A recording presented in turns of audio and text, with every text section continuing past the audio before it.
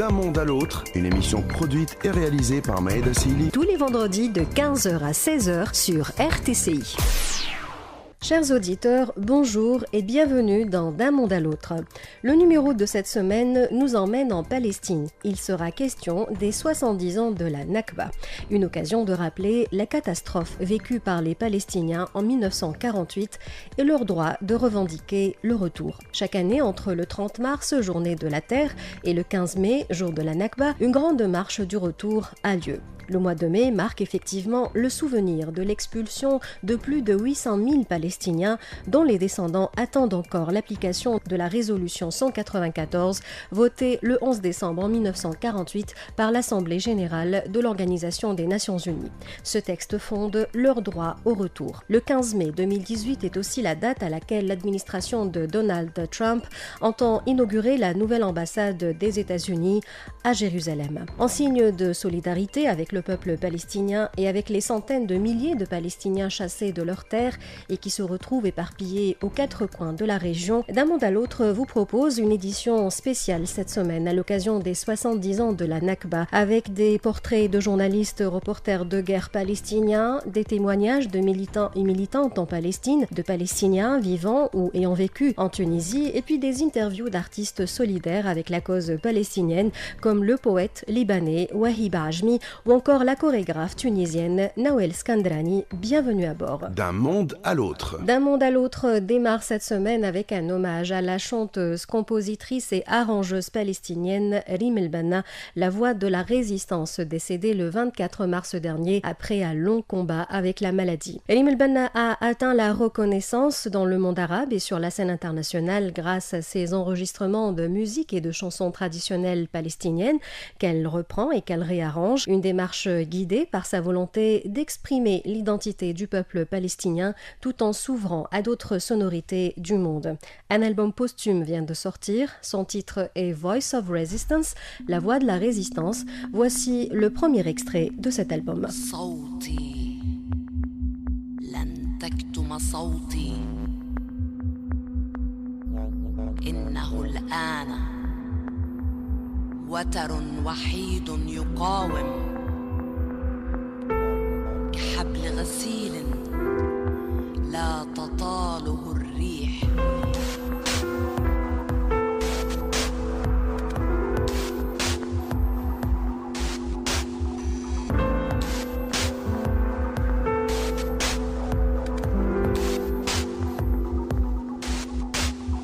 صوتي ينضح في المسامات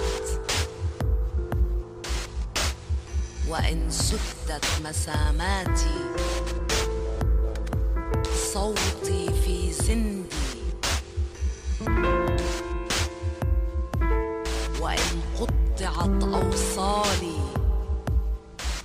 صوتي رنيم القلب وإن أسكت نبضه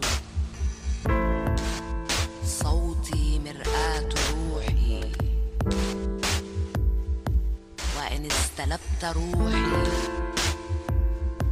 غنائي يسطح في الميادين شمسا لا تنطفئ في الحناجر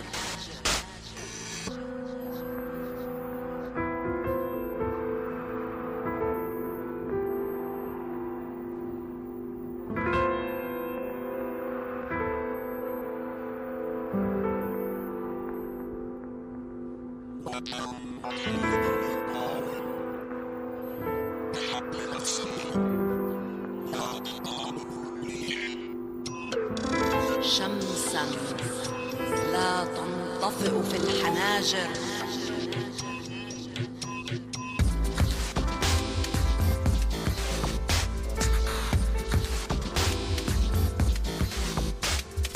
وتر وحيد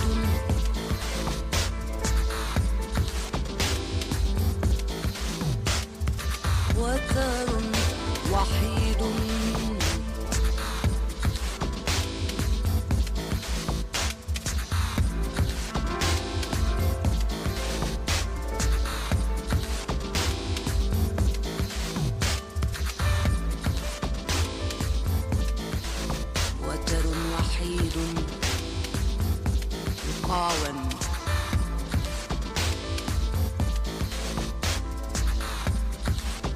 وتر وحيد يقاوم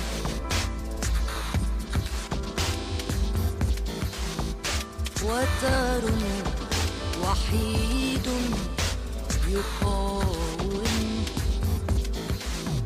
يقاوم.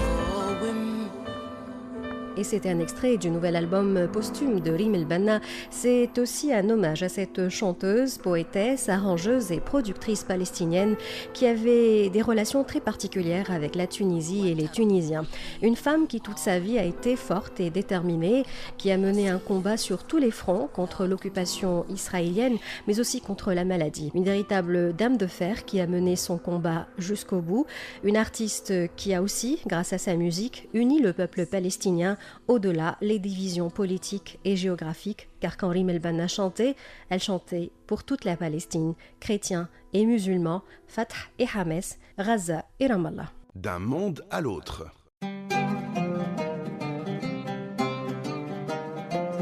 Depuis le 30 mars dernier, à Gaza, des dizaines de Palestiniens ont été tués par l'armée israélienne alors qu'ils manifestaient dans le cadre de la marche du Grand Retour. Le mouvement se poursuivra jusqu'au 15 mai, jour de commémoration de la Nakba, la date qui marque l'impossibilité du retour des exilés palestiniens en 1948. La mobilisation est ponctuée par des manifestations massives chaque vendredi. Le premier vendredi de mobilisation, entre 35 000 et 40 000 Palestiniens de Gaza ont ainsi manifesté à l'appel des organisateurs. Les manifestants réclament donc le droit au retour, mais dénoncent également le blocus qu'Israël a imposé à la bande de Gaza. Face à des manifestations utilisant tout au plus des jets de pierre ou des pneus brûlés, l'armée israélienne réagit en tirant des balles réelles. Résultat de cette réaction disproportionnée, des dizaines de morts et des milliers de blessés parmi les Palestiniens depuis le 30 mars. Parmi les victimes, très souvent on compte des journalistes, des femmes et des enfants. Dans ce qui suit, nous vous proposons des portraits et témoignages de militants, chacun à sa manière, Ali Darali, reporter de guerre, et Afat El Jabari, activiste politique. Portrait.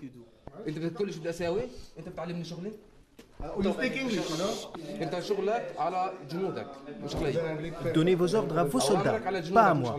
Vous n'allez pas m'apprendre mon métier. Ali Darali est journaliste de guerre. Il travaille sous l'occupation dans des conditions difficiles et dangereuses.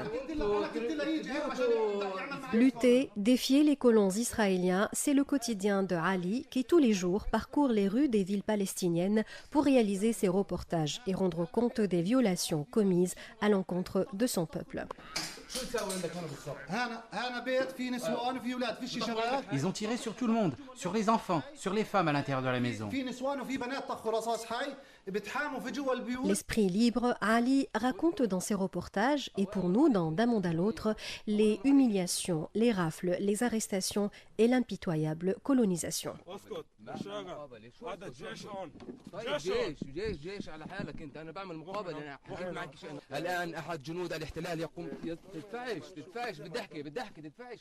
Vous voulez me tirer dessus?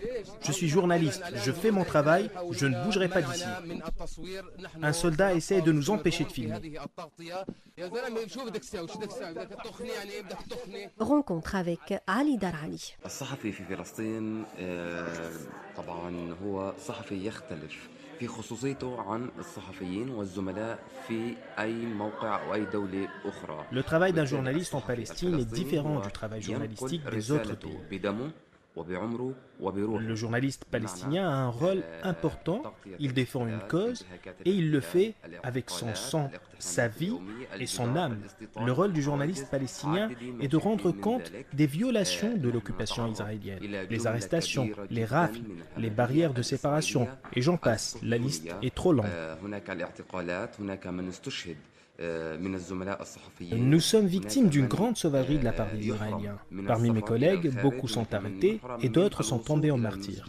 Il y en a qui sont privés de voyage ou même d'atteindre la mosquée d'Al-Aqsa ou les terres de 48. Il y a 3 mois, j'étais en train de couvrir un événement à Ramallah, j'ai été blessé par balle à la main, je me suis cassé le doigt et ma tête a été blessée. Les sionistes veulent cacher la vérité et enterrer l'identité palestinienne. et faire de la désinformation pour induire tout le monde en erreur. Comment les médias palestiniens rendent compte de ces violations? Les médias palestiniens sont sur le terrain pour raconter ce qui se passe et pour la mémoire. Vous savez, aujourd'hui, l'image suffit à elle seule en tant que support, elle transmet tout. Tout le monde se souvient de l'image de Mohamed al-Durra, comment il est tombé en martyr entre les bras de son père. Parfois, l'image vaut plus que tous les mots. Les médias en Palestine ont beaucoup évolué. Il y a eu, c'est vrai, une époque de stagnation due peut-être à un manque au niveau des équipements et de la technologie, ou peut-être à un manque de formation, mais aujourd'hui, il y a une véritable révolution dans les médias.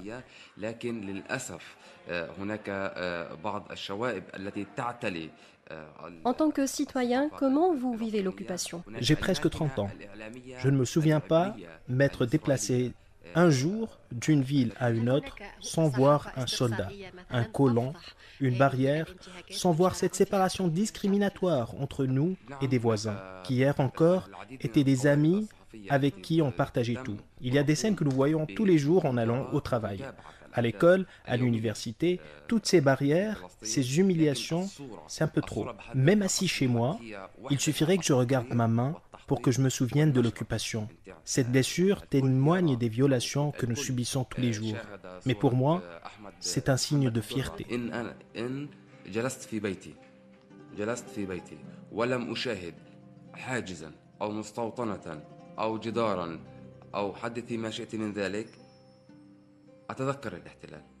أتذكر الاحتلال كلما نظرت إلى يدي هذه علامة من علامات الانتهاكات الإسرائيلية وهذا وسام شرف أضعه على صدري ولكن أتذكر الانتهاكات الإسرائيلية بحقي أنا كفلسطيني وليس كإعلامي كفلسطيني بداية.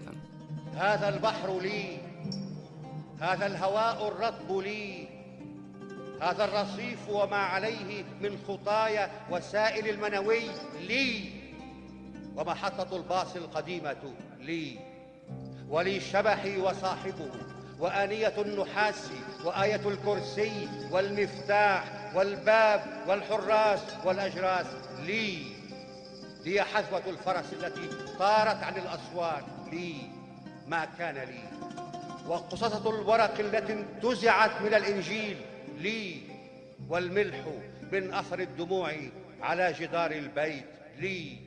On a parlé des médias, mais alors ce vécu est aussi traduit à travers les arts, à travers la culture, les artistes.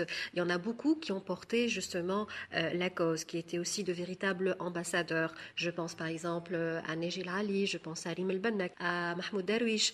À quel point c'est important aujourd'hui cette effervescence culturelle pour parler de la cause palestinienne. مقاومة الاحتلال هي ليس فقط بالسلاح.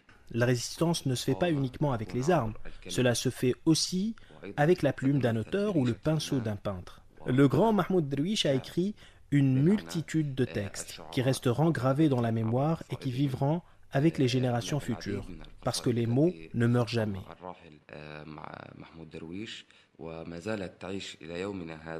Il faut que la culture soit un moyen de lutte et de résistance, même si les productions ne sont pas suffisantes, étant donné que nous sommes sous occupation, beaucoup de maisons d'édition se voient fermées ou contraints de fermer.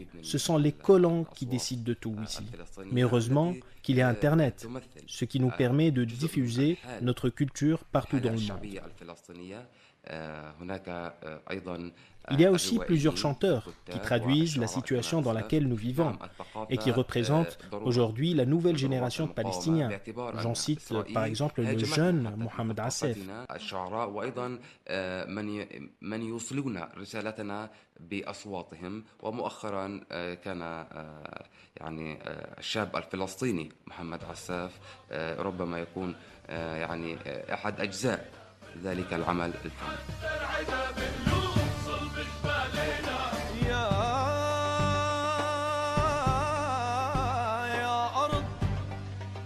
يا أرض ترابك عطر للدار ريحة غار سبحان العاطيها والرجال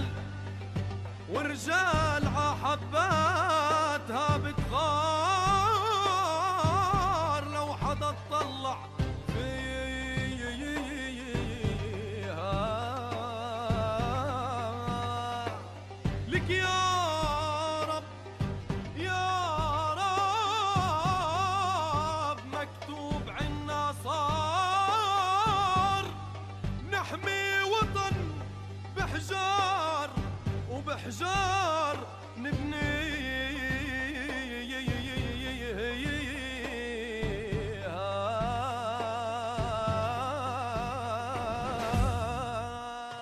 Qu'est-ce que vous pensez de la couverture arabe du dossier palestinien?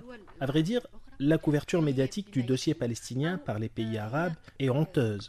Elle n'est pas à la hauteur de cette cause et d'un peuple qui vit sous l'occupation. Depuis pratiquement une quinzaine d'années, tout ce qui se rapporte à la cause palestinienne est abordé à la fin des bulletins d'information de toutes les stations arabes. Les médias ne font plus preuve d'impartialité. Ils soutiennent telle ou telle révolution, tel ou tel régime, et semblent oublier la Palestine, le seul pays au monde qui vit encore sous occupation. On s'en souvient uniquement lors des dates importantes, comme la Journée de la Terre, par exemple. Le 30 mars, tous les médias en parlent. Le lendemain, vous n'entendrez aucun mot sur la Palestine et sur les martyrs qui tombent tous les jours. تشاهدين زميلتي بعض الكاميرات وبعض القنوات التي تقوم بالتغطية وليوم واحد فقط، هو عقد ليوم واحد فقط. تأتي في اليوم الثاني والثالث والرابع وحدثي لن تري أي قناة أو أي إعلام عربي متواجد فقط. هناك الكثير من الشهداء الذين يرتق. أين الإعلام العربي من هذه الجريمة؟ أين من هذا الإرهاب؟ لن ترين ذلك للأسف الشديد.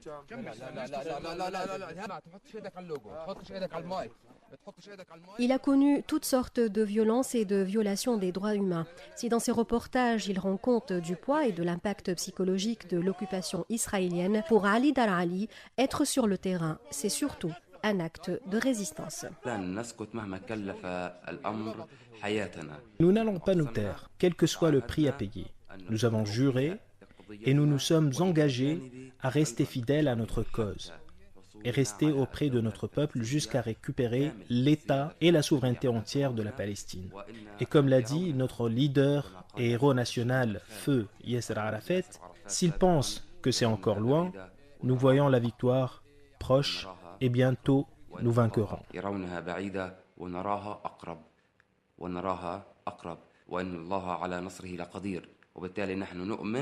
نؤمن أن النصر سيكون إن شاء الله قريب جدا جدا جدا. بعطيكش الهوية، أنا ما بعطيك الهوية، ليش أعطيك الهوية؟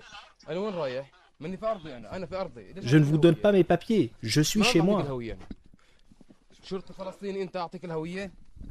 D'un monde à l'autre. La résistance se conjugue aussi au féminin en Palestine. Les femmes ont également leur mot à dire dans la lutte face aux politiques de spoliation et de répression menées par Israël. Afat El-Jabari est la vice-présidente du Conseil de l'Union féminine musulmane et internationale.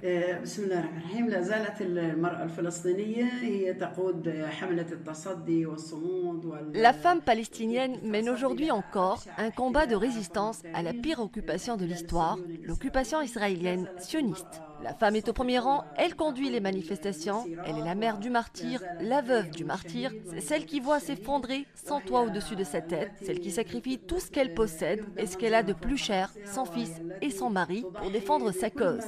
Elle se sacrifie elle-même et tombe en martyr, elle est aussi prisonnière de guerre. La femme palestinienne a donné les meilleurs exemples pour défendre la mosquée Al-Aqsa en faisant face aux colons. Ce sont ces militantes Al-Murabitat qui aujourd'hui défendent l'honneur de la nation. Sans armes, elles ne fuient pas les balles, elles se font arrêter et condamner et sont victimes de violences et d'humiliations. Les Israéliens pratiquent les pires barbaries et sauvageries contre ces femmes à Al-Aqsa et en Palestine en général. يعني لكل أنواع يستخدم الإسرائيليين يستخدمون أبشع الوسائل الهمجية ضد النساء في الأقصى وفي فلسطين عامة. À travers son militantisme, la femme palestinienne est un véritable acteur du changement social. La politisation de son rôle, même au sein de la famille, fait de son engagement un engagement au quotidien. Former des générations militantes à venir est aussi un activisme politique. يعني دور المرأة دور كبير وحضاري ونضالي تاريخ مشرق لا زال مستمر منذ فجر القضية الفلسطينية. Le rôle de la femme est important, c'est un rôle de militantisme et de modernisation. C'est une histoire rayonnante et qui continue de briller depuis l'aube de la cause palestinienne. Il faut que la cause palestinienne soit au centre des préoccupations des États arabes parce que c'est la cause de toute une nation. Il faut donc sensibiliser les nouvelles générations sur l'importance de cette cause et leur faire prendre conscience des violations que subit le peuple palestinien de la part des Israéliens qui n'épargnent rien ni personne.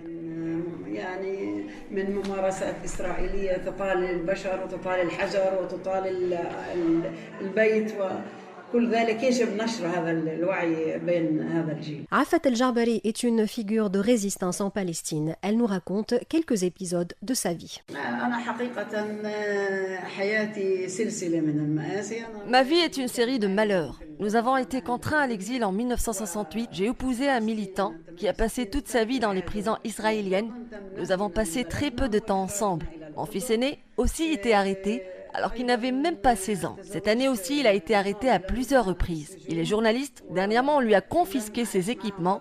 On l'a arrêté, on l'a mis dans une cellule individuelle. Il y a passé presque un mois sous la torture. Dieu merci, aujourd'hui il est sorti.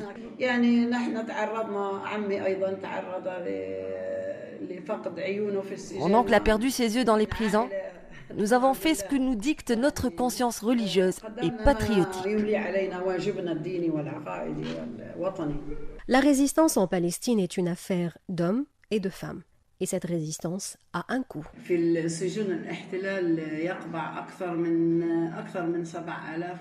Dans les prisons de l'occupation israélienne, il y a plus de 7000 prisonniers, parmi eux 57 femmes dont 13 mineurs et 12 garçons.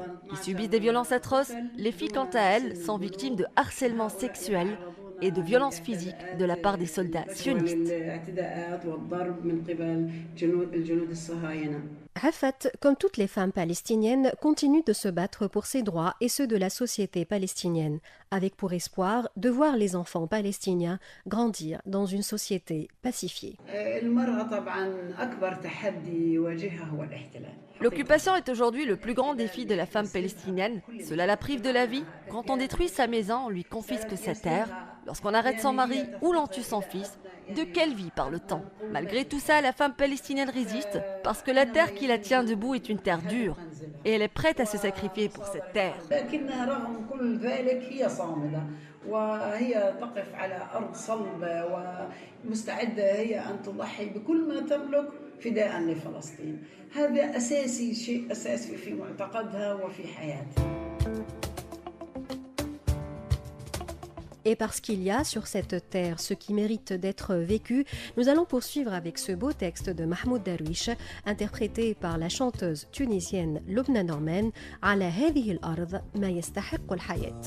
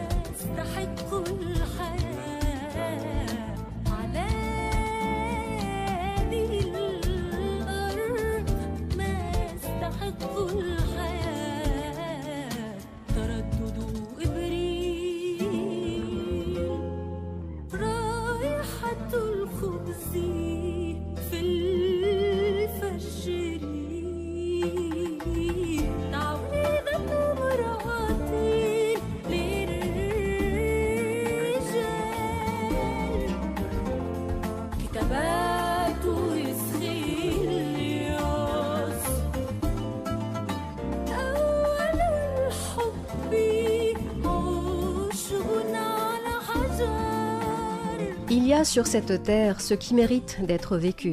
Les hésitations d'Avril, l'odeur du pain à l'aube, les opinions d'une femme sur les hommes, les écrits d'Échille, les débuts d'un amour, de l'herbe sur des pierres, des mères se tenant debout sur la ligne d'une flûte et la peur qu'éprouvent les conquérants du souvenir.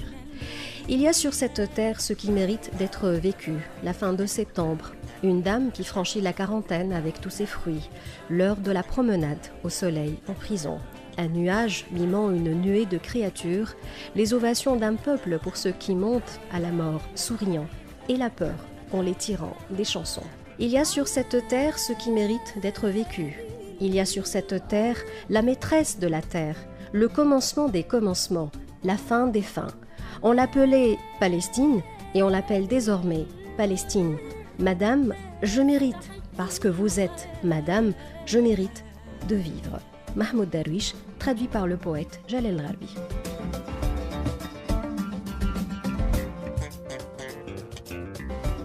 D'un monde à l'autre. La résistance ne se fait pas uniquement avec les armes, nous disait le reporter de guerre Ali Darali. C'est ce que confirme la chorégraphe tunisienne Nawel Skandrani. Le combat des artistes, nous on se bat avec notre art, avec notre âme, et aussi avec notre joie de vivre, et avec notre sens de la beauté, de l'esthétique, et avec notre travail. On ne se bat pas qu'avec des armes. On se bat avec nos corps, on se bat avec des crayons, on se bat avec une guitare, on se bat avec la peinture. Le 28 avril 2018, Réexistence, la nouvelle création de la chorégraphe tunisienne Nawel Skandrani, devait être donnée à Ramallah pour clôturer la 13e édition du festival de danse contemporaine de Ramallah en Palestine. L'occupation israélienne en a décidé autrement, empêchant cette rencontre culturelle de haut niveau international en interdisant l'entrée en Palestine aux compagnies de danse venant du monde arabe. Il était prévu que nous jouions ce soir à Ramallah, au festival de danse contemporaine de Ramallah, et malheureusement les autorités israéliennes et d'occupation ont simplement pas répondu à la demande de visa qui a été faite par les autorités palestiniennes depuis fin janvier. Et c'est la deuxième fois que ça arrive au festival, la première fois pour moi. Et donc on a su ça il y a à peu près 2 semaines et demie, parce qu'on a attendu jusqu'à la dernière minute. Et finalement, nous avons décidé, en soutien et pour marquer le coup, d'être présents sur scène à Tunis le même soir où nous aurions dû être à Ramallah, donc en faisant une clôture, puisque nous devions faire la clôture du festival, une clôture du festival symbolique, en hommage à nos amis palestiniens, nos amis artistes avant tout, à ce festival que je connais depuis très longtemps, dont j'ai vu la genèse en 99. Et voilà, et donc c'est de Tunis à Ramallah et de Ramallah à Tunis. Les forces d'occupation veulent fermer les frontières, mais on ne peut pas fermer les frontières des artistes, on ne peut pas fermer les frontières des êtres humains. Nous avons rencontré Nawel Skandrani en pleine répétition. Voilà, quand Nédia recule, voir ta tête fille. Ok, on continue. Nawel est un esprit libre qui revendique le droit à la liberté, le droit à la vie. Moi, je considère que je suis une artiste citoyenne et que toute cause qui défend la liberté d'expression, la liberté d'exister est importante. Et je pense d'ailleurs que les Israéliens ont choisi par pic de saboter un festival, parce que bien sûr les danseurs ne sont pas un risque pour la sécurité de qui que ce soit, mais c'est justement pour empêcher le peuple palestinien d'avancer sur l'éducation et la culture, pour montrer finalement que ce sont des barbares et des sauvages, pour pouvoir les exterminer un peu mieux. Ça, c'est mon point de vue. Réexistence de Nawel Skandrani, conçue comme le couronnement de 40 ans de danse et de résistance, a été donnée le 28 avril 2018 sur la scène du ciné-théâtre Le Rio à Tunis, en hommage aux institutions culturelles palestiniennes. Le spectacle s'appelle Réexistence. En arabe, je l'ai appelé Hayy al Hayat, parce qu'il y a résistance, existence et réexistence, l'idée de renaître, l'idée du phénix, qui renaît constamment de ses cendres. Et quel plus bel exemple que le peuple palestinien qui nous donne une leçon depuis 60 ans. Mais c'était aussi, pour moi, l'idée était de rendre hommage à tous mes amis artistes, surtout dans notre partie du monde, dont on ne montre aujourd'hui que la guerre, la destruction. On ne montre que des jeunes qui veulent partir, qui veulent aller ailleurs, ou alors qui rejoignent Daesh, ou alors qui se suicident, ou alors qui traînent dans les cafés. Et on ne montre pas du tout l'autre versant du miroir, en fait, ceux qui décident de rester chez eux, malgré les difficultés, malgré la guerre, malgré la destruction, malgré le chômage. Nous, en Tunisie, on ne vit pas ce que vivent les Palestiniens ou les Syriens, parce que c'est aussi un hommage à la Syrie et à l'Irak, etc. Mais ici, on a quand même aussi des problèmes économiques, on a des jeunes désespérés, mais il y a des jeunes qui... et des moins jeunes d'ailleurs, hein. Moi, cette histoire d'âge...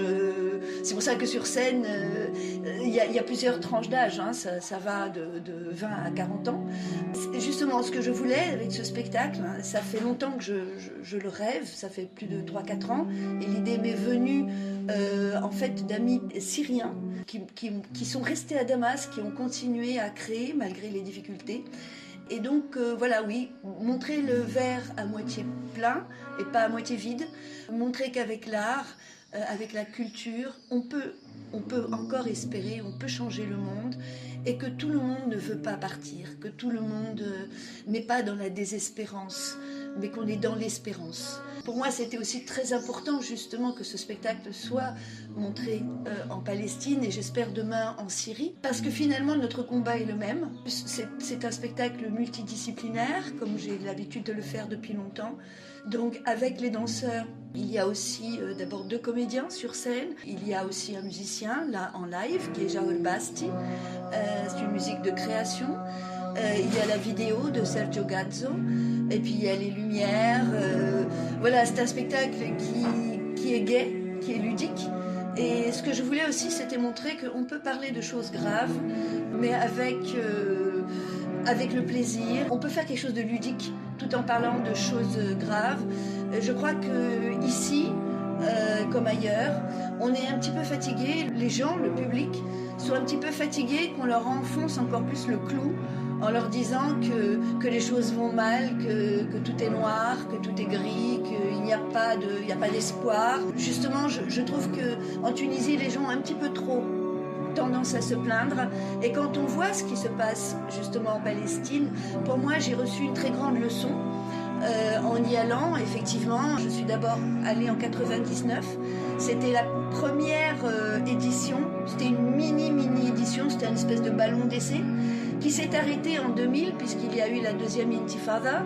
Et à partir de 2001, il y a eu l'occupation des territoires jusqu'en 2005. Donc le festival a réellement démarré en 2006. Mais moi, je n'ai pu y aller qu'en 2010 parce que ce qui nous frappe aujourd'hui dans l'interdiction existait à l'époque. Donc jusqu'à 2010, les compagnies arabes, ou pour être plus précis, pas seulement les compagnies arabes ou les arabes, mais ceux qui n'ont pas un double passeport. Parce qu'en réalité, les arabes qui ont un autre passeport peuvent y aller sans problème. Donc c'est vraiment nous qui avons été frappés, ceux qui ont un seul passeport. Et donc moi, depuis 2010, j'y suis allée en 2010 donc avec la feuille de l'Olivier. J'y suis allée en 2011 pour participer à une table ronde sur la danse contemporaine dans le monde arabe, et je vais parler de la Tunisie. J'y suis allée en 2012 avec mon spectacle Harcèlement, et en 2014 avec Au Secours, nous avons fait l'ouverture du festival. En 2016 avec Récapitulatio, et on devait être présent aujourd'hui avec Réexistence, mais j'espère qu'on le sera l'année prochaine parce que justement il faut espérer que les Palestiniens sont jamais arrêtés de se battre. On le voit aujourd'hui à Gaza, mais aussi en Palestine, à Jérusalem, puisqu'il y a des statuts différents dans les différentes parties de ce pays qui a été complètement morcelé. Et moi, quand je suis allée la première fois en Palestine, j'ai été frappée par leur capacité de rêver, leur capacité de résister, de ne jamais se plaindre. Ils parlent jamais de leurs problèmes. Ils sont d'une attention, d'une générosité. En plus, pour eux, c'est très très important que les Arabes soient présents, parce que ce festival, par exemple, est un festival international. Donc, ils ont des compagnies qui viennent d'Europe, des États-Unis, d'Asie. الماسك ماسك مش وجهي اما قلت علاش ليه مش مشكل نلعب ادوار نلبس افكار سنين تعديت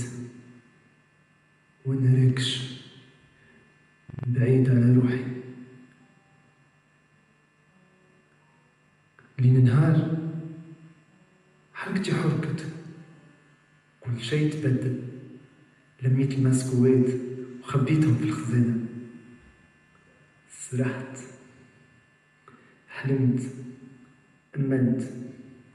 أمنت بعيشة نختارها، مش عيشة يرميوني فيها. Ce festival, moi je l'ai vu naître, je l'ai vu grandir. À l'époque, en 99, Khaled Ailiane, qui était le directeur du festival, quand il a commencé, il n'y avait rien pour la danse contemporaine. Mais quand je dis rien, rien.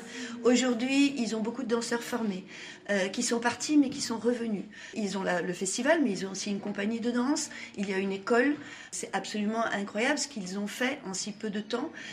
Il y a aussi un cirque national. Il y a plusieurs compagnies théâtrales, il y a des compagnies de musique, il y a un conservatoire, il y a beaucoup de cinéma.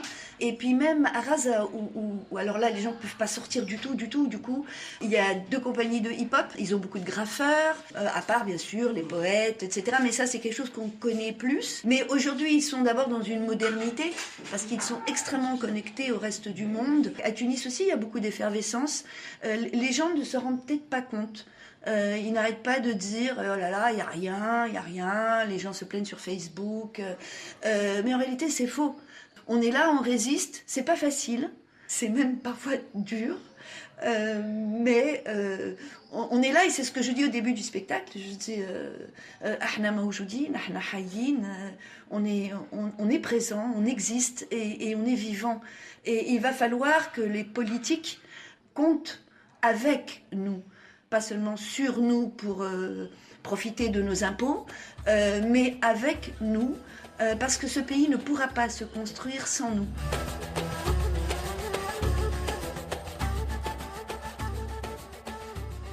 D'un monde à l'autre. Les témoignages que nous vous proposons dans ce qui suit sont ceux de Palestiniens ayant des relations fusionnelles avec la Tunisie. Reportage. Rassen Namr est le chef du bureau des communications du cabinet du président palestinien Mahmoud Abbas. La Tunisie est toujours dans ma conscience. Je suis venu en Tunisie en 1989. J'ai poursuivi mes études supérieures dans ce pays et m'y suis installé pendant 10 ans. Après, je suis retourné en Palestine et je suis revenu de 2005 à 2008 pour ma thèse de doctorat. Donc, j'ai étudié en Tunisie et j'ai enseigné à l'Institut supérieur de la presse.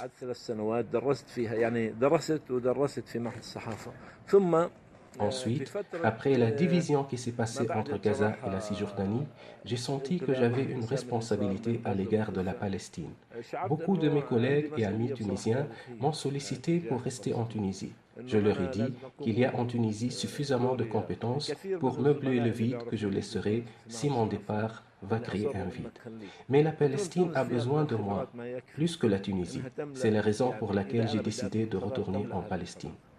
ولكن فلسطين بحاجة إلي أكثر من تونس لذلك يعني بصراحة قررت أني أرجع على فلسطين تونس وفلسطين يعني هذه مش Je vous dis honnêtement, et ceux qui me connaissent le savent, j'aime la Tunisie comme j'aime la Palestine.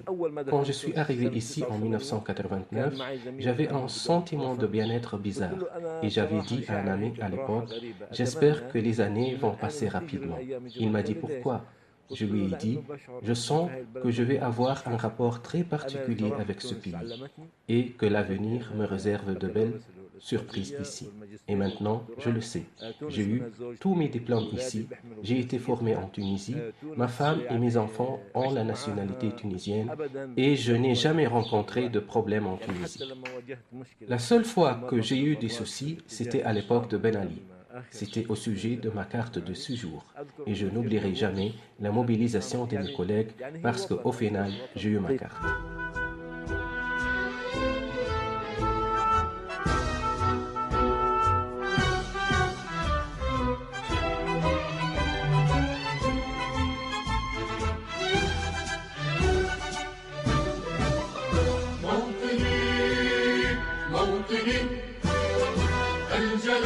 الجمال والسماء والبهاء في نهار في نهار والحياة والنجاة والهناء والرجاء في هواه في هواه.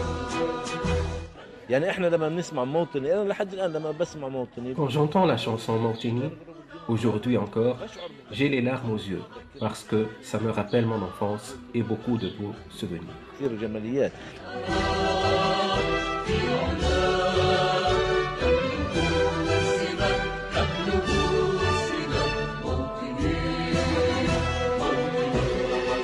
Comment les médias arabes abordent-ils la question palestinienne? Pour Hassan Namr, spécialiste en communication, il est important aujourd'hui de changer les outils.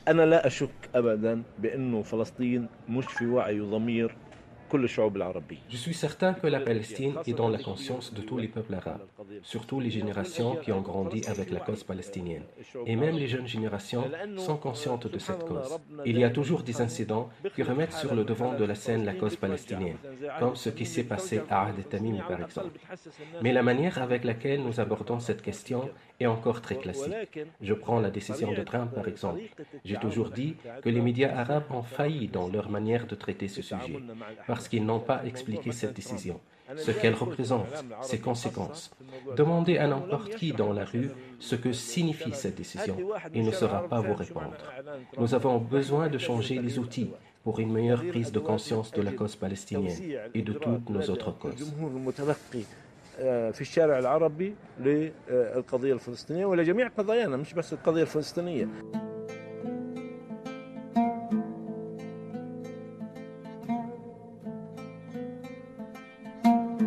Changer les mécanismes et les outils est crucial aujourd'hui pour des Palestiniens présentés de plus en plus par les médias, occidentaux surtout, comme des gens habités par une colère irrationnelle. La couverture médiatique que mériterait l'oppression dont ils sont victimes leur est par contre refusée.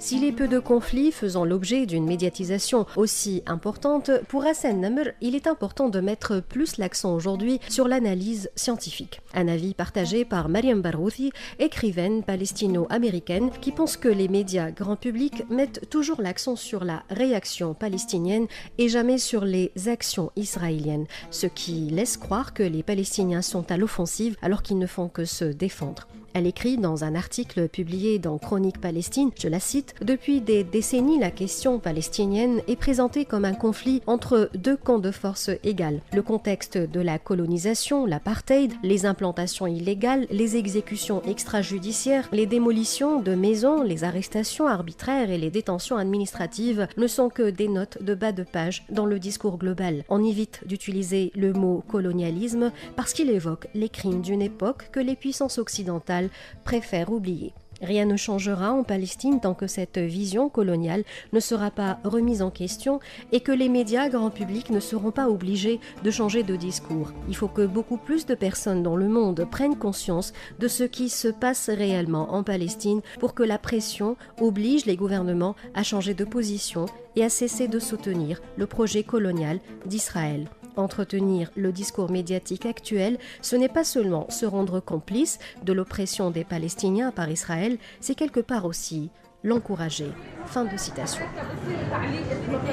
Amalia Daoud vit en Tunisie depuis quelques années. Nous l'avons rencontrée dans une foire d'artisanat.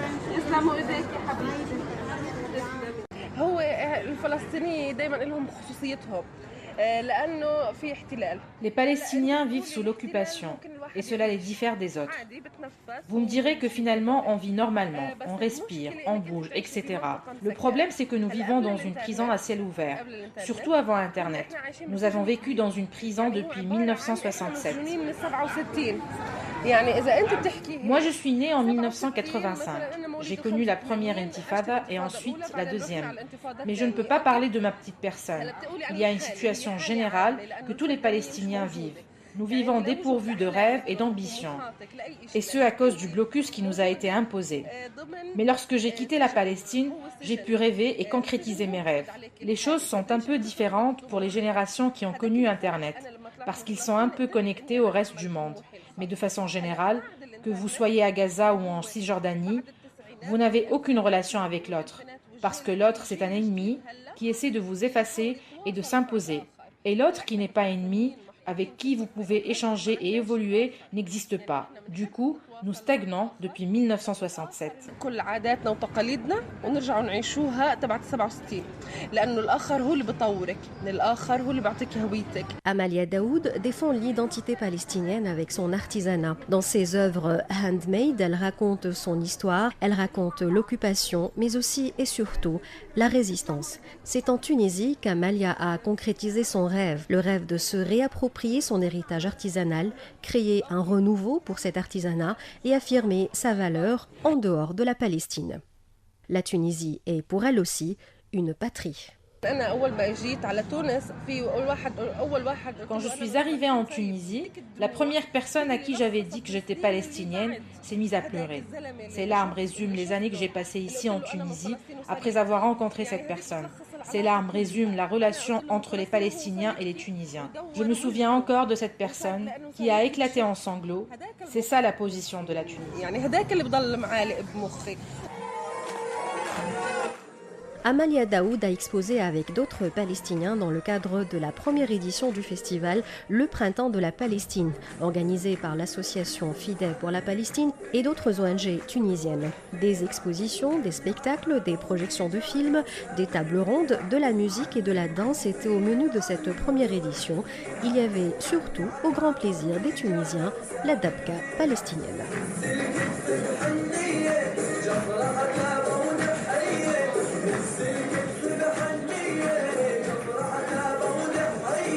Le poète libanais Wahib Ajmi était parmi les invités.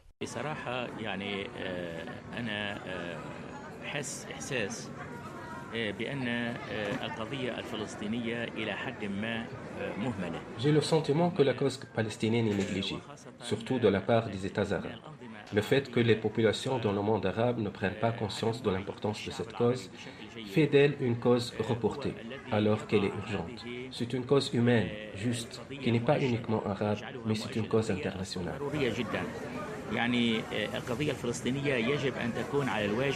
Nous refusons que des humains soient expulsés de leur terre. Dieu nous a créés pour vivre et pour vivre ensemble. Nous ne sommes pas contre les Juifs. Au contraire, s'ils ne nous tuent pas, ils ne nous chassent pas de nos terres. Nous n'aurions aucune haine envers eux.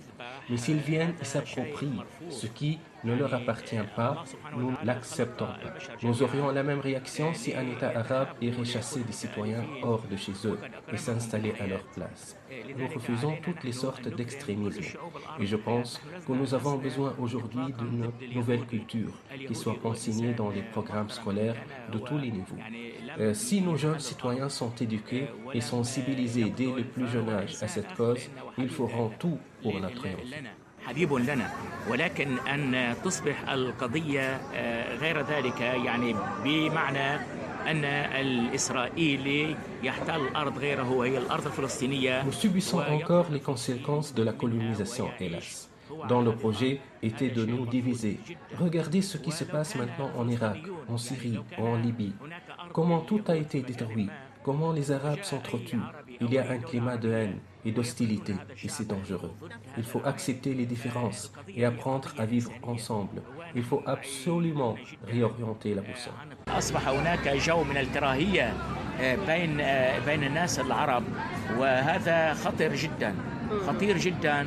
يجب أن يفهم الشاب العربي بأنه هو إنسان في البداية وهو لا ينتمي إلى طائفة. هو حر، ليس هناك مشكلة، ولكن أن لا يتعصب إلى هذه الطائفة وأن يقبل الآخر. يا أختي العزيزة، يجب أن نوجه البوصلة.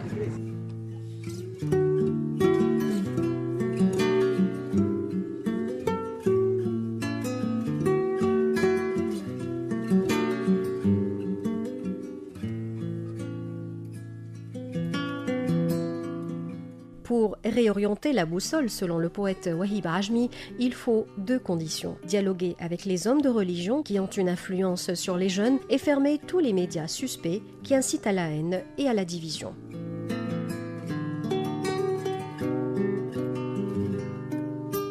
Ce sont donc les jeunes et les enfants qui représentent aujourd'hui l'espoir en Palestine et dans le monde arabe.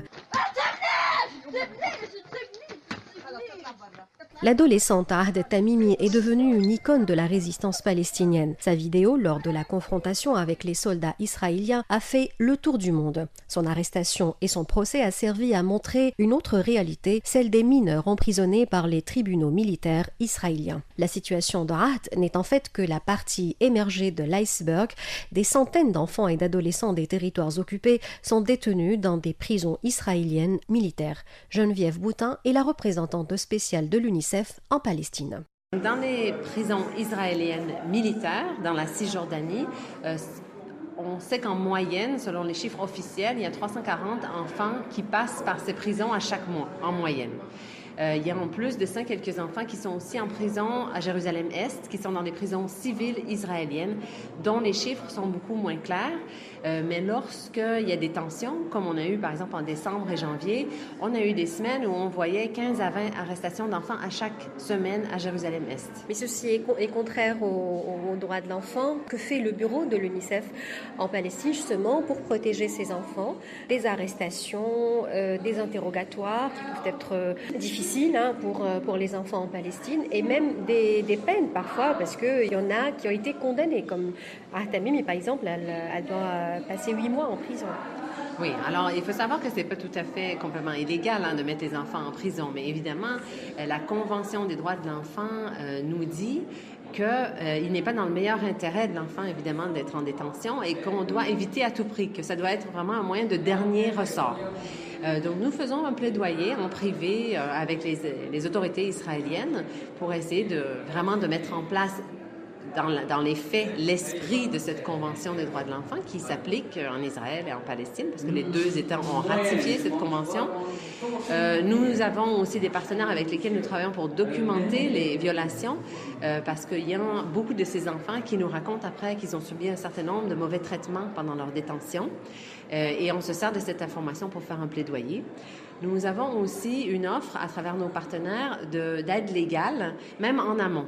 C'est-à-dire que dans les quartiers qui sont difficiles, surtout à Jérusalem-Est ces temps-ci, on déploie des avocats qui sont là avec mission de pouvoir informer les enfants de leurs droits et comment se comporter s'ils se retrouvent en contact avec les forces de sécurité pour éviter une arrestation ou du moins s'ils sont arrêtés pour pouvoir se prévaloir de leurs droits à la présence d'un avocat, ne pas faire de confession malgré tous les traitements qu'on puisse leur imposer.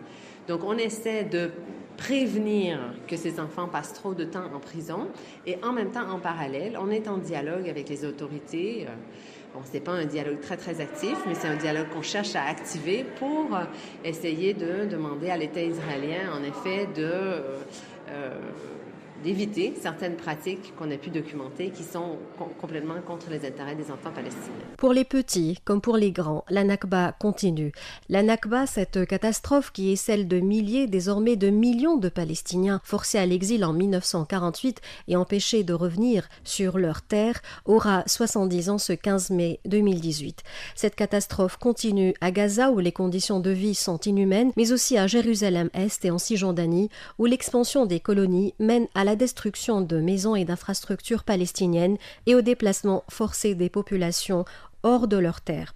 Ce numéro qui arrive à son terme est donc dédié à ce peuple en lutte et surtout à ses enfants.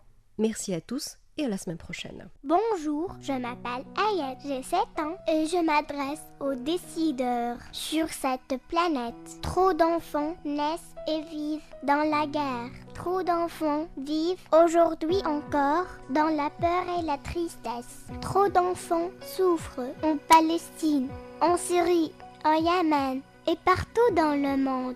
Nous sommes nés pour vivre, non pas dans une cave ou une prison, mais en pleine nature. Non pas sous les bombes, mais sur de la musique. Nous avons besoin de jouer, de rire, de crier. Crier de joie et non de douleur. C'est à vous tous que je m'adresse, en espérant que les droits de l'enfant en Palestine, en Syrie, au Yémen et partout dans le monde puissent enfin triompher. Min Tunis ila Palestine, de la Tunisie à la Palestine, from Tunisia to Palestine with love.